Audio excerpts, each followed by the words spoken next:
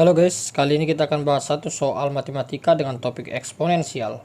Soalnya seperti ini, jika 2 pangkat A sama dengan 3, 3 pangkat B sama dengan 4, 4 pangkat C sama dengan 5, 5 pangkat D sama dengan 6, 6 pangkat E sama dengan 7, dan 7 pangkat F sama dengan 8, maka nilai dari A dikali B kali C kali D kali E dan kali F sama dengan. Oke, ini adalah contoh soal yang cukup sederhana. Kita hanya perlu memutar sedikit pemikiran kita gitu ya. Bagaimana cara menyelesaikan soal ini tanpa harus memikirkan hal-hal yang rumit tentunya. Nah, kita akan mengubah bentuk eksponensial ini menjadi bentuk yang sederhana terlebih dahulu. Oke, saya akan tuliskan seperti ini. 2 pangkat A, oke, pangkat B, pangkat C, pangkat D, pangkat E, kemudian dipangkat dengan F. Oke. Nah, selanjutnya saya akan menukar atau mensubstitusi nilai yang ada pada soal dengan persamaan ini. Nah, kita misalkan bahwa hasil dari bentuk eksponensial ini sama dengan X gitu ya.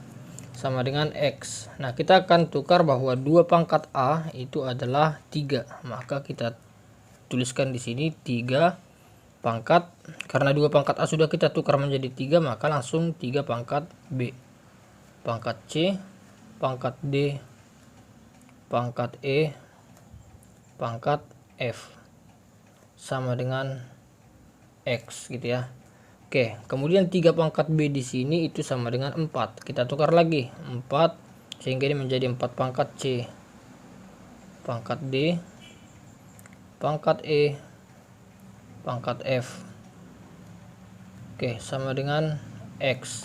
Nah, kemudian kita tukar lagi bahwa 4C itu sama dengan 5. Begitu seterusnya.